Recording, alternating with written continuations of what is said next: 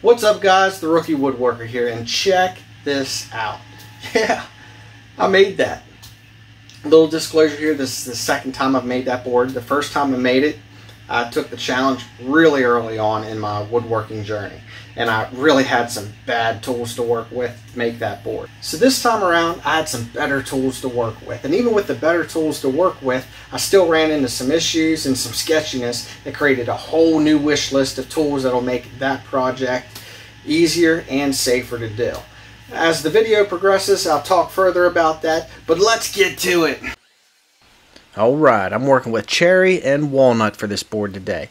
Wait a minute, again? There must have been some sale on cherry and walnut because I'm making everything out of it here lately. But anyway, I need to get some different types of wood in this shop so we can make some colorful stuff. So we're starting off with milling this stuff down. I tend to buy my stuff rough cut. If you buy dimensional lumber, you can go ahead and skip this part and get right to the table saw. But me, I buy rough cut stuff because I like punishment for some reason.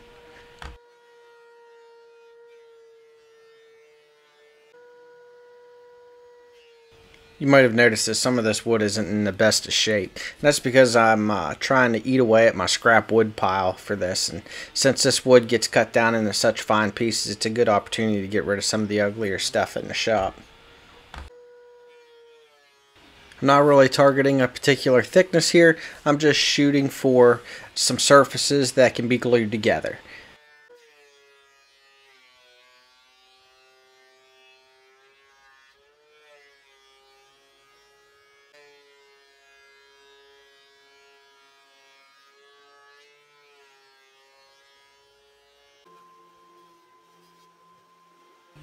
Over here I'm just trying to get a nice flat edge that will run nice and smoothly across the fence of my table saw so that my pieces are consistent every time.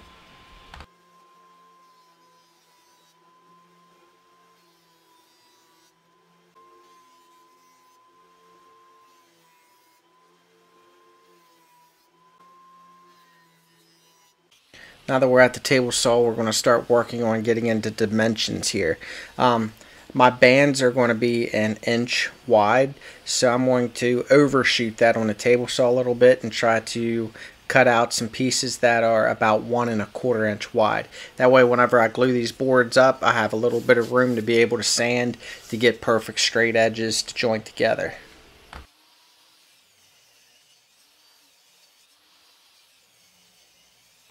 Not that a push stick is a terribly hard thing to build. I do, however, have a video on how to build this particular push stick if you're interested.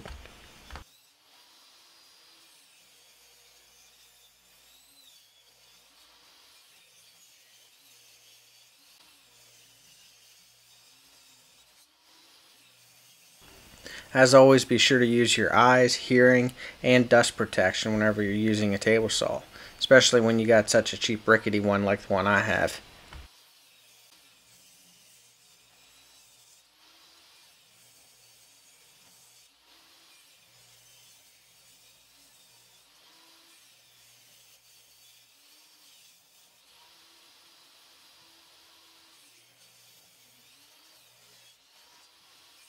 Now we got to sort through that mess.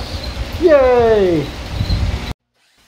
So at this point I'm going to cut out all the junky parts of these pieces of wood. All the cracks, all the knots, and all the splintered pieces. We don't want any of that to be in the finished piece because it will stick out like a sore thumb when you put finish on it.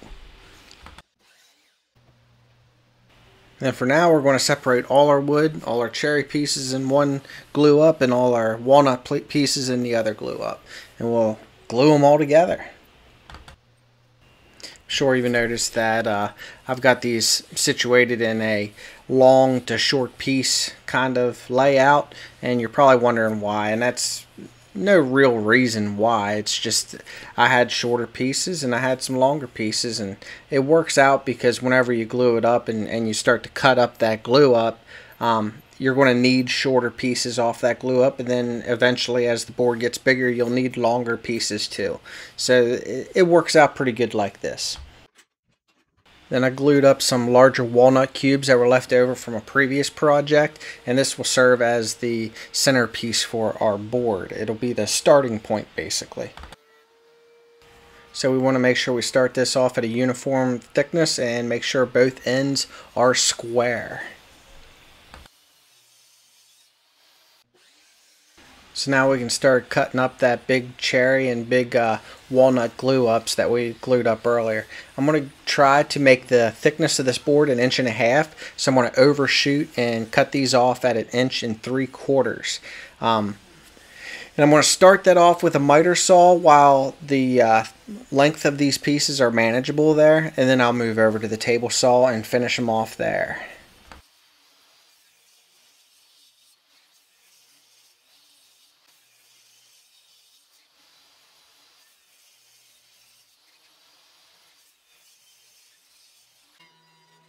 Then we'll run all of those pieces sideways across the joiner to establish a perfectly flat side.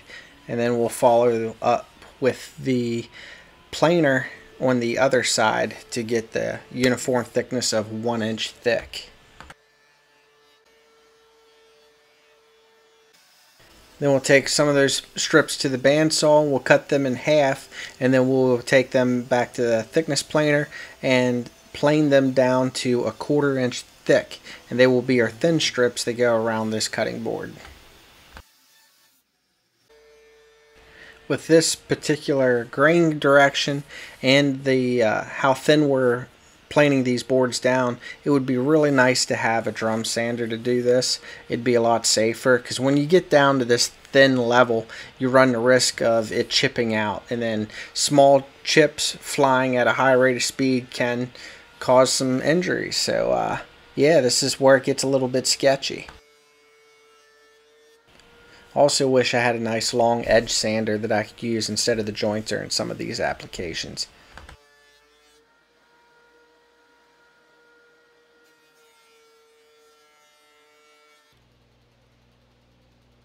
Alright, now it's time to get into doing some laps around this centerpiece. The first thing we're going to do is we're going to measure out the strips and carefully leave a little bit of overlap on each end whenever we cut them off and start gluing them together.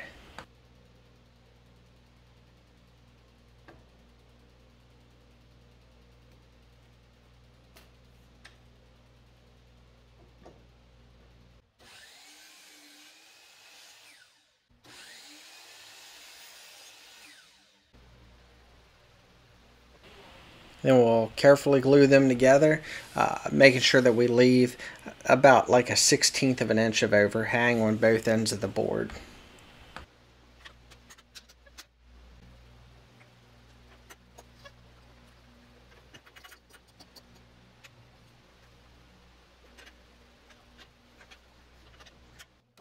Then after that dries, we take it over to the miter saw, where we will flush up those overhangs nice and perfectly so that the next glue up has a perfectly flat surface for a seamless glue up.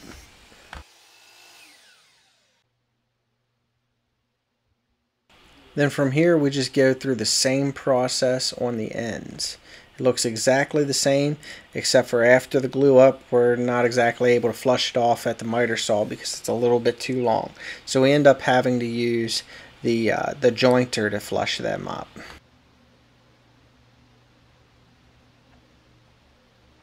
The jointer works for this, but you have to use some extra caution not to end up hitting it at the wrong angle and ended up eating into your piece a little bit more.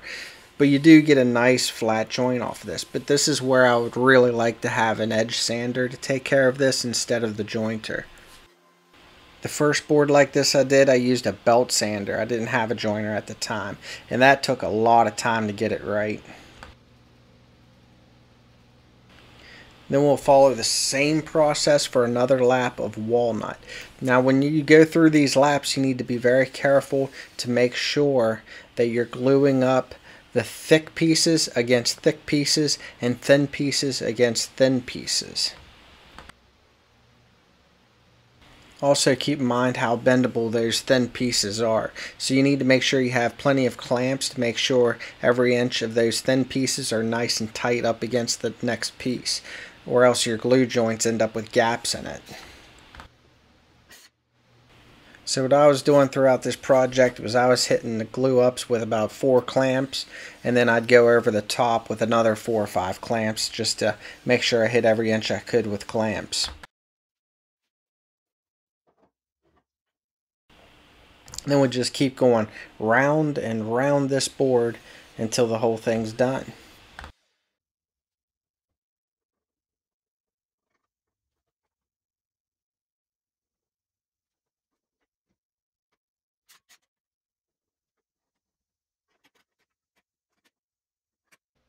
You can even use multiple pieces to cover one side of the board. That's okay. Just make sure that the joint that you have between those pieces is perfect. And then you'll have to approach your clamping style a little differently.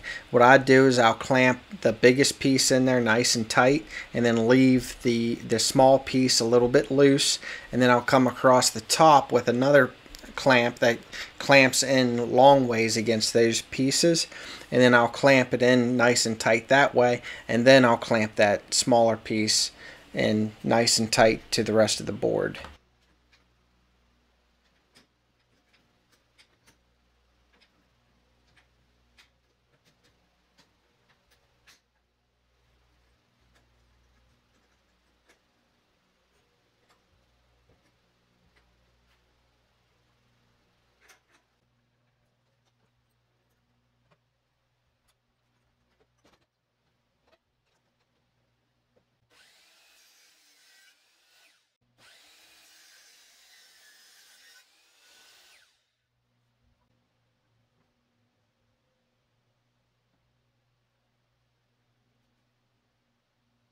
Then just keep on going around the board. Don't forget to clamp big pieces against big pieces and small pieces against small pieces. I forgot that at one point in time, and I clamped that board up, got ready to walk out of the garage, and then I looked back at it, and that's when I realized it. Oh no, I glued them on backwards. And fortunately, there was a lot of panicking going on, but fortunately, when I went back and pulled it apart nice and easily, and I was able to clamp it back the correct way. But yeah, it was a pretty scary moment. I thought I was going to have to chop some stuff up on the table saw.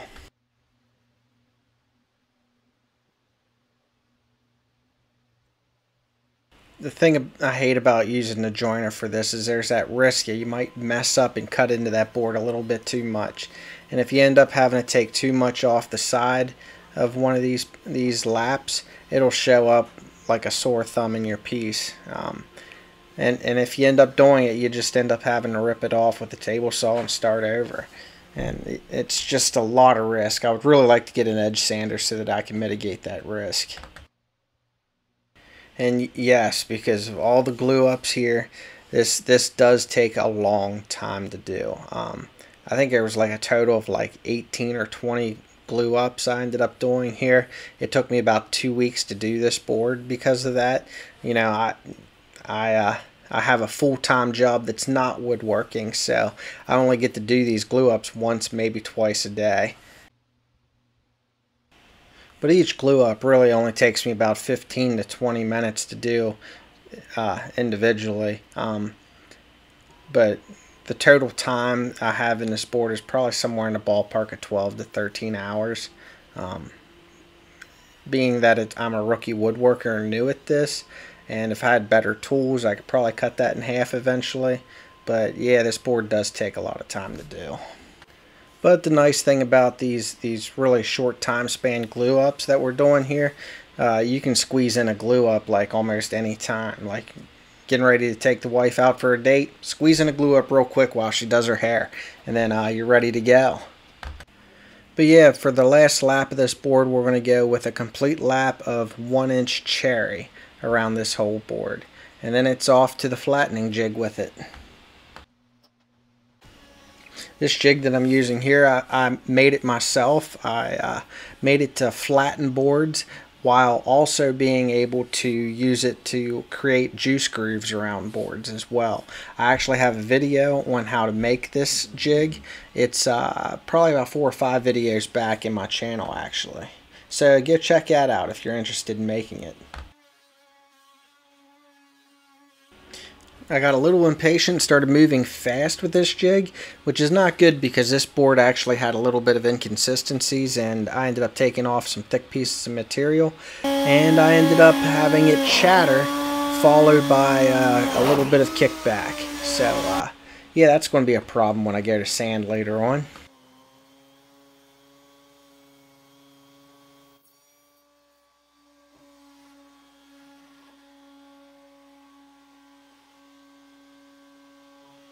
But yeah, when that happens, it's a sign that you're either taking off too much material or moving too fast, or in my case, I think it was a little bit of both.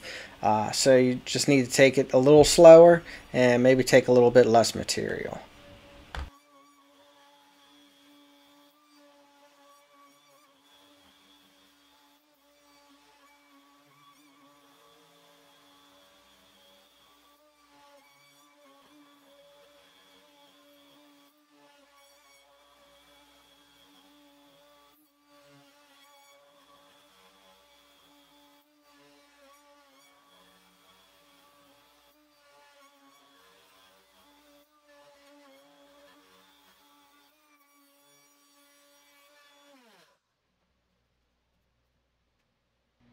Well, this is what it looks like when that happens, and it's yeah, it's going to take some work. Now it's time to route out a juice groove, and sorry to say, but this didn't go without a brain fart either. As you can see, there's a gap in my fence going from the short fence to the long fence. Whenever I use a wide board, that gap gets bigger, and it's a little bit too big for this. And instead of stopping and taking care of that situation, I decided I'm going to try to freehand it. And it made a little bit of a wavy line to work with there. So I ended up having to fix that situation.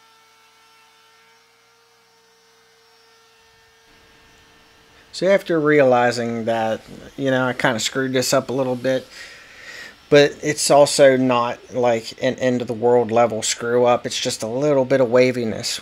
So what I did was I finished routing out this juice groove, and then I went ahead and upped to the next size up bit, and I went and fixed my fence with a little bit of a fence extender I made there, and I went ahead and hit the juice groove with a slightly bigger bit, and that pretty much polished it right up. It ended up looking perfect. So the lesson here is when you're a little bit of an idiot like myself, make sure you have a slightly bigger bit on hand to help fix your screw ups. So here I'm going to route in some handles on the bottom side of this board. And since I'm using a bit from one of those 20 pieces for $100 kits, I ended up with some burn marks in my handle. So I just carefully hit that with my Dremel with a sanding disc on the end of it.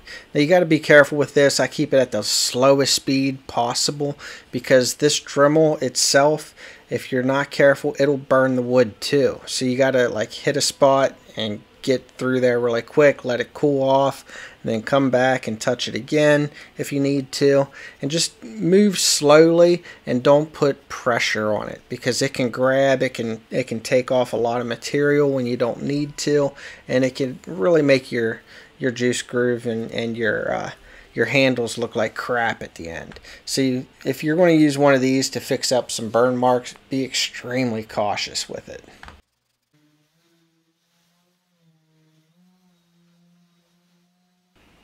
And then we'll get to the rest of sanding, you know, like everybody's favorite part of woodworking, the sanding.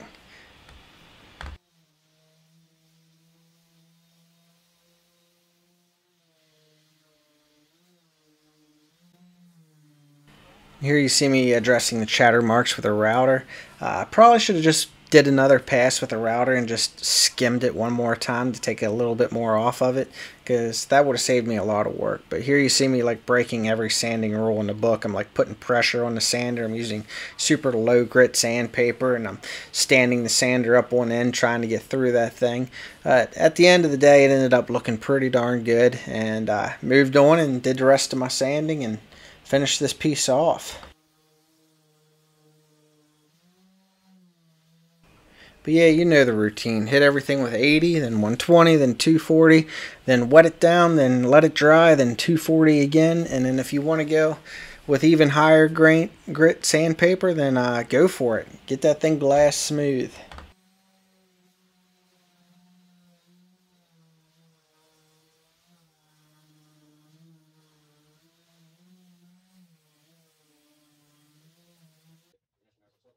Then here's the favorite part is finish. When you put that oil on and you get to see your piece come to life. Like, look at that. This is where it all pays off.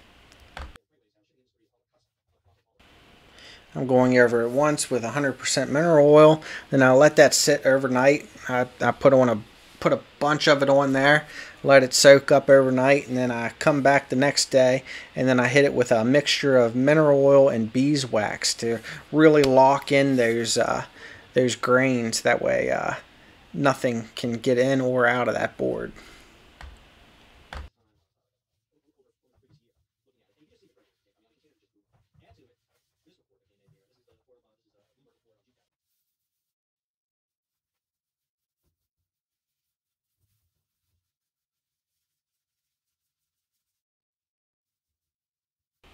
The mineral oil beeswax mixture kind of almost seems like a Vaseline type of viscosity of material, and I wipe that on pretty thick, and then I'll let that sit for an hour or two, and then I'll come back and I'll just buff it in. We're not really trying to wipe it off, but we're trying to buff that into the piece.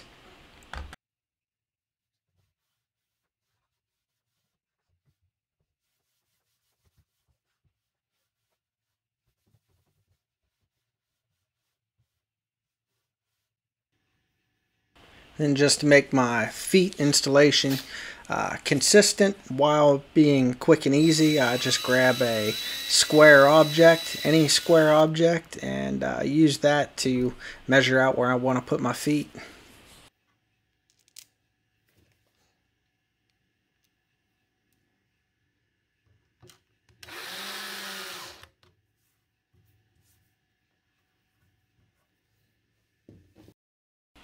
There is the finished piece, and I'm really excited with how the 3D look turned out. It's better than I even expected.